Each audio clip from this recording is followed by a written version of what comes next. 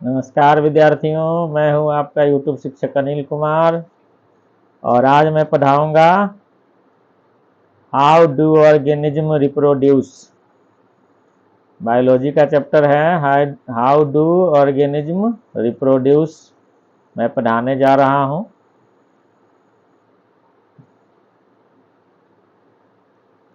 सबसे पहले देखते हैं डिफिनेशन।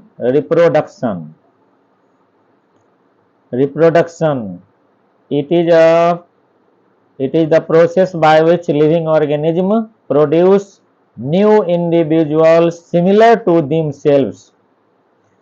रिप्रोडक्शन प्रजनन एक ऐसी प्रक्रिया है जिसमें कोई भी ऑर्गेनिज्म, जो सजीव ऑर्गेनिज्म होते हैं, वो अपने जैसे संतति को उत्पन्न करते हैं, अपनी जैसी संतानों को उत्पन्न करते हैं। It basically involves the making copies of the blueprints of the body designs।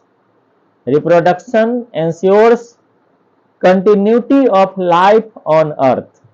कहता है यह बेसिक रूप से अपने जैसे नई संततियों को बनाता है। रिप्रोडक्शन के द्वारा कोई भी ऑर्गेनिज्म जो है अपने जैसी संतति का निर्माण करता है, जिसका जो बॉडी डिजाइन एक प्रकार का होता है, एक समान होता है।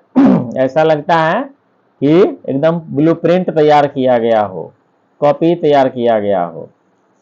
Chromosomes in the cell contain the information for inheritance of features which are passed from generations to generation in the form of DNA molecules। कहता है क्रोमोसोम्स जो सेल में पाया जाता है, क्रोमोसोम्स जो सेल में पाए जाते हैं, उनमें आनुवांशिकी का गुण जो है वो जमा रहता है, एकत्र रहता है। आनुवांशिकी का, जेनेटिक्स का जो फीचर्स होता है वो क्रोमोसोम्स में मौजूद रहता है, जो सेल के न्यूक्लियस में पाया जाता है। और वही जो क्रोमोसोम्स है वो उस सूचनाओं को, उस फीचर्स को, उन गुणों को नेक्स्ट जनरेशन में पहुंचाता है। और वह नेक्स्ट जनरेशन में पहुंचाने का काम डीएनए मॉलिक्यूल्स के द्वारा करता है।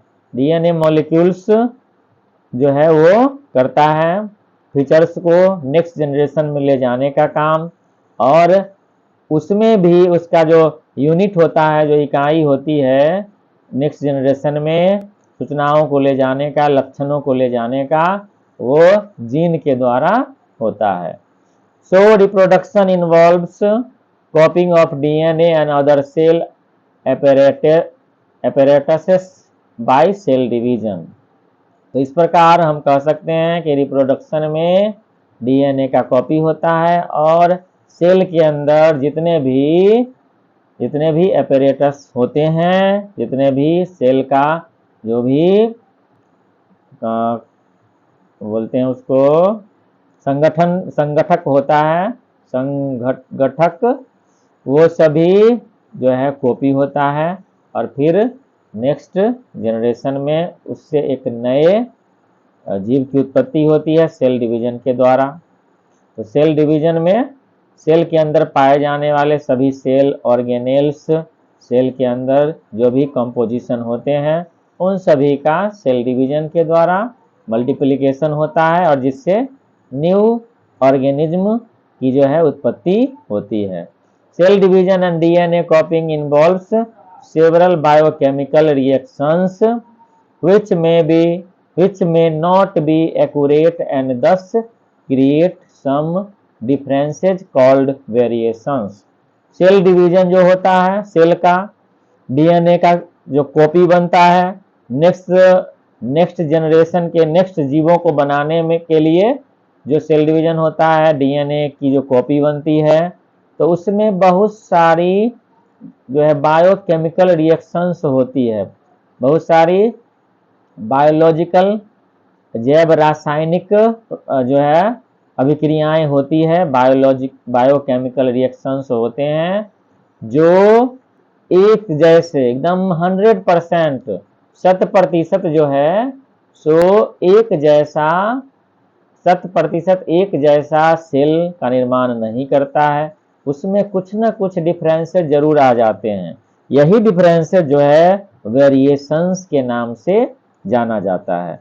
अब देखते होइएगा कि जो भी एक व्यक्ति के माता पिता के जो संतान होते हैं, सभी संतानों में कुछ न कुछ भिन्नताएं जरूर रहती है। यहाँ तक कि ट्विंस जो जुड़वा होते हैं उनमें भी वेरिएशंस देखने को मिलते हैं, डिफरेंसेस देखने को मिलते हैं। तो वही जो डिफरेंसेज होता है वो सब वेरिएशंस के अंतर्गत आता है। और ये सारी जो वेरिएशंस होते हैं सेल डिवीजन डीएनए के कॉपी के दौरान जो है वो उत्पन्न होते हैं, जो फिर आगे संतति में, ऑर्गेनिज्म में, डॉटर सेल में दिखाई देता है। The creation of variations during reproduction forms the basis of evolution। और लगातार जो है सो वेरिएशंस होते रहना काफी लंबे समय तक जब वेरिएशन होते रहता है तो हजारों लाखों वर्ष के बाद किसी भी ऑर्गेनिज्म की प्रजाति में इतने अधिक वेरिएशन आ जाते हैं, इतने अधिक डिफरेंसेज उत्पन्न हो जाते हैं कि फिर न्यू स्पेसीज की डेवलपमेंट हो जाती है, न्यू स्पेसीज बन जाता है। और यही जो प्रोसेस है वो इवोल्यूशन कहलाता है, जैव विकास कहलाता है। उदाहरण के द्वारा समझिए कि हम लोग आज डेवलप्ड ऑर्गेनिज्म है। हम लोगों का जो पूर्वज है वो मंकी को माना जाता है, बंदर को माना जाता है। बंदर से जुड़े हुए बहुत सारे अन्य ऑर्गेनिज्म है, वनमानुष है, गोरिल्ला है, लंगूर है। तो वो सभी से हम लोग डेवलप्ड हैं। तो ये सभी इवोल्यूशन का ही कमाल है कि उन सभी ऑर्गेनिज्म में इतना वेरिएशन बढ़ते चला गया कि हम लोग डेवलप्ड हो गए, एक न्यू प्रजाति का निर्माण हो गया। अब ऐसे ही वेरिएशन लगातार बढ़ते जाएंगे तो कभी ऐसा होगा लाखों वर्ष के बाद कि मनुष्य से भी एक नए ऑर्गेनिज्म की उत्पत्ति संभव हो सकती है। तो न्यू ऑर्गेनिज्म जो है वो बन सकते हैं मनुष्य से भी। कभी कभी सुनते होइएगा कि फलनामा महिला ने, न्यूज में, समाचार पत्रों में सुनते होइएगा कि उक्त महिला ने जो है विशेष किस्म के जंतुओं को जन्म दिया और कुछ ही घंटों के बाद वो मर गया। तो वो सभी जो वेरिएशन का ही कमाल है कि वेरिएशन धीरे धीरे होते चला जाएगा और एक वक्त ऐसा आएगा कि जो भी गर्भ से, मनुष्य की महिलाओं के गर्भ से जो बच्चे जन्म लेंगे उसी प्रकार का जो मनुष्य से मिलते जुलते नहीं रहेंगे, उससे थोड़े डेवलप्ड होंगे या डेवलप नहीं होंगे। जो पर्यावरण में अपने आप को जीवित रख लेंगे तो उससे जो है सो न्यू स्पीशीज का निर्माण हो जाएगा। तो ये सभी इवोल्यूशन जो है उत्पन्न करेगा, leading to the formation of a variety of new body designs on the earth. तो इस प्रकार जो है नए प्रकार के शरीर की आकृति जो है बनती चली जाती है पृथ्वी पर, और नए ऑर्गेनिज्म का निर्माण जो है वो होना शुरू हो जाता है। Variations help the species to withstand drastic environmental changes, thus save the species from becoming extinct and promotes its survival for a long time। कहता है कि हमारे शरीर में जो वंशादर वंश, यानी कि जैसे जैसे वंश बढ़ते चला जाता है तो हम लोगों के शरीर में वेरिएशन जो है वो उत्पन्न होते रहते हैं। और वो वेरिएशन जो है हमें पर्यावरण के अनुकूल जीवित रहने में मदद करता है। जैसे जैसे पर्यावरण में चेंजिंग आती है, जैसे तापमान लगातार बढ़ रहा है, तो उसी अनुसार हमारे शरीर में कुछ कुछ वेरिएशन, हमारे शरीर में भी कुछ कुछ वेरिएशन जो है वो उत्पन्न हो रहा है, जिसके कारण हमारा शरीर पर्यावरण के अनुकूल जो है वो डेवलप्ड होते चला जा रहा है और हम लोग पर्यावरण में आसानी से जो है तो जीवित रह पा रहे हैं। तो वेरिएशन जो है हमेशा फायदेमंद हो भी सकता है, नहीं भी हो सकता है। बहुत सारे ऐसे ऑर्गेनिज्म के अंदर वेरिएशन उत्पन्न हुआ कि वो पर्यावरण को सहन नहीं कर सके, इसलिए उनकी मृत्यु हो गई, उनका अस्तित्व समाप्त हो गया। जैसे डायनासोर को ले लीजिए, और भी बहुत सारे लुप्त जंतु हैं जिनके अंदर वेरिएशन हुआ या वेरिएशन नहीं हो पाया, दोनों रीजन हो सकते हैं, जिसके कारण जो है उनका अस्तित्व ही पृथ्वी पर से समाप्त हो गया। तो इसलिए वेरिएशन जो है सो लंबे समय तक पृथ्वी पर जीवित रहने में भी मदद करता है और वो शरीर को अनुकूल बनाता है पर्यावरण के, ताकि वो जीवित रह सके। There are 2 types of reproduction. सभी को पता है, बहुत दिन से पढ़ते आ रहे हैं कि रिप्रोडक्शन जो है वो 2 प्रकार के होते हैं। एक होता है असेक्सुअल रिप्रोडक्शन और दूसरा होता है सेक्सुअल रिप्रोडक्शन। तो दोनों में डिफरेंसेस देख लेते हैं। डिफरेंसेस के द्वारा यह स्पष्ट हो जाएगा, डिफिनेशन जो है देने की जरूरत है नहीं। असेक्सुअल रिप्रोडक्शन में देखते हैं कि only one parent is involved, इसमें केवल एक पेरेंट भाग लेते हैं। Sexual reproduction 2 parents, a male and a female are involved, 2 parents इसमें भाग लेते हैं, एक मेल भाग लेते हैं और दूसरा फीमेल, यानी कि मेल और फीमेल दोनों पेरेंट्स जो है इसमें भाग लेते हैं। और सेक्सुअल रिप्रोडक्शन में ऑफस्प्रिंग्स आर जेनेटिकली सिमिलर।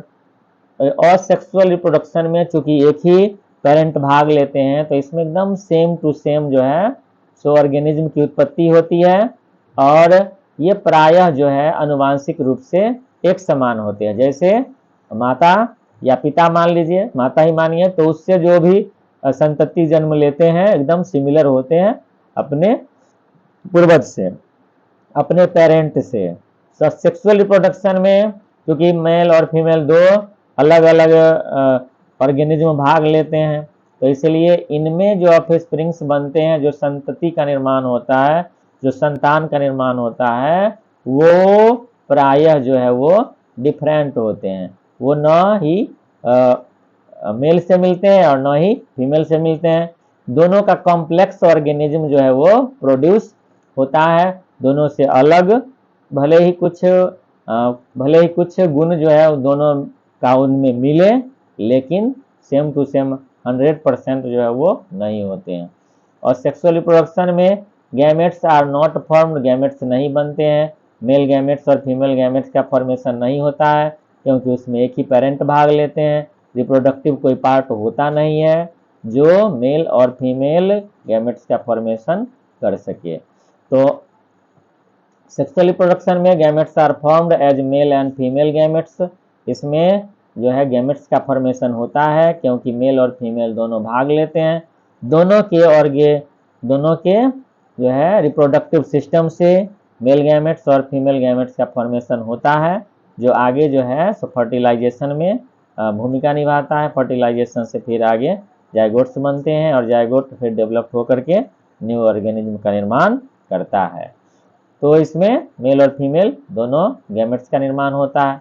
और sexual reproduction it involves mitotic cell division, इसमें माइटोटिक सेल डिवीजन होता है। माइटोटिक सेल डिवीजन का मतलब हो गया कि एक सेल 2 भागों में बट जाता है, फिर 2 सेल जो है वो 2 से 4 भागों में बटता है।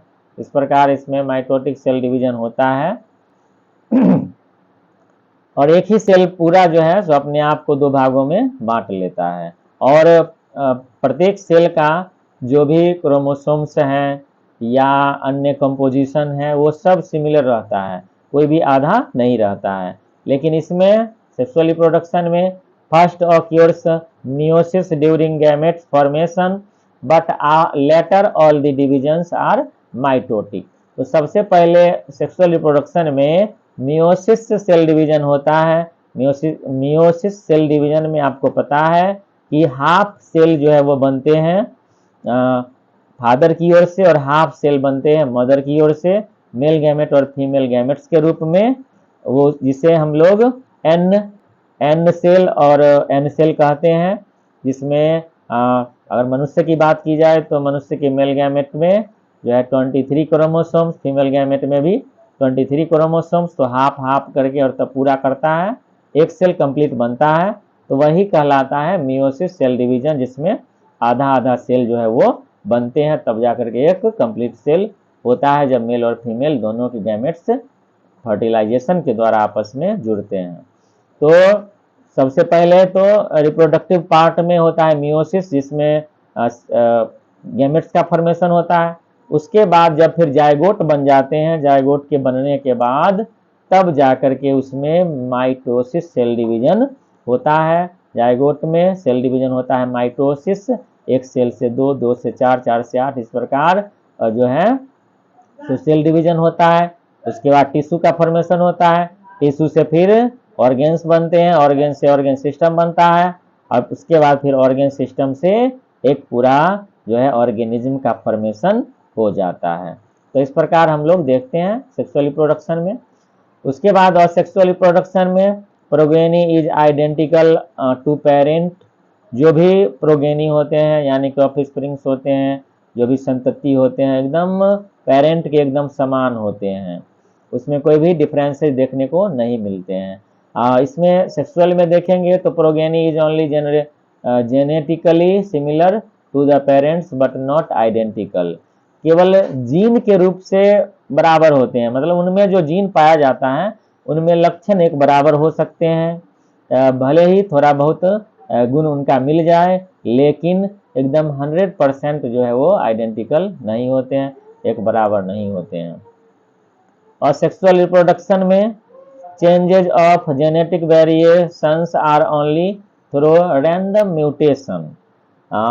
जेनेटिक जो वेरिएशंस उत्पन्न होता है, जो डिफरेंसेस उत्पन्न होता है और सेक्सुअल रिप्रोडक्शन में, वो कभी कभी ऐसा देखने को मिलता है कि म्यूटेशन के द्वारा ऐसा होता है, मतलब उत्पत्ति के दौरान जो भी डिफरेंसेस आ जाते हैं सेल डिवीजन के दौरान, तो जिसके कारण थोड़ा बहुत वेरिएशन उत्पन्न होता है, नहीं तो इसमें वेरिएशन देखने को नहीं मिलता है।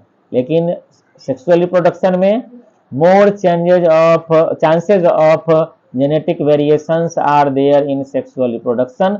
लेकिन सेक्सुअल रिप्रोडक्शन में जेनेटिक वेरिएशंस अधिक होते हैं, जीन के द्वारा जो वेरिएशन उत्पन्न होते हैं वो अलग अलग होते हैं, क्योंकि माता से जीन आता है, पिता से जीन आता है, दोनों मिलता है, कॉपी बनाता है डीएनए का। उसके बाद बहुत सारे प्रोसेस होते हैं, उसमें बायोकेमिकल रिएक्शंस होते हैं, जिसके द्वारा जो है जीन के द्वारा बहुत सारा डिफरेंसेस उत्पन्न हो जाता है। तो इसलिए सेक्सुअल रिप्रोडक्शन में वेरिएशन होने की संभावना बहुत ज़्यादा रहती है। और sexual reproduction it does not help in evolution. इसमें चूंकि डिफरेंसेज होता नहीं है और सेक्सुअल रिप्रोडक्शन में, तो इसमें इवोल्यूशन होने की संभावना भी नहीं के बराबर होती है। इसमें बहुत कम ऐसी संभावना रहती है कि वेरिएशन जमा होते होते न्यू स्पेसीज की उत्पत्ति कर ले, जो नहीं के बराबर होता है, क्योंकि केवल एक ही ऑर्गेनिज्म इसमें भाग लेते हैं। उसके बाद है कि सेक्सुअल रिप्रोडक्शन में हेल्प्स इन इवोल्यूशन। पहले ही बता चुके हैं कि ये जो है इवोल्यूशन में मदद करता है, और इसके जो वेरिएशंस जो है जमा होते बहुत ज़्यादा वेरिएशन जब उत्पन्न हो जाता है तो न्यू स्पेसीज का निर्माण कर लेते हैं, तो इसलिए यह इवोल्यूशन में हेल्प करता है। उसके बाद देखते हैं और सेक्सुअल रिप्रोडक्शन में it's birth rate is very high. इसका जो बर्थ रेट होता है, क्योंकि एक ही पेरेंट भाग लेते हैं तो शरीर के किसी भी अंग से न्यू ऑर्गेनिज्म का फॉर्मेशन हो जाता है, तो इसलिए इसका जो बर्थ रेट होता है, जन्म दर होता है, बहुत ही ज़्यादा होता है।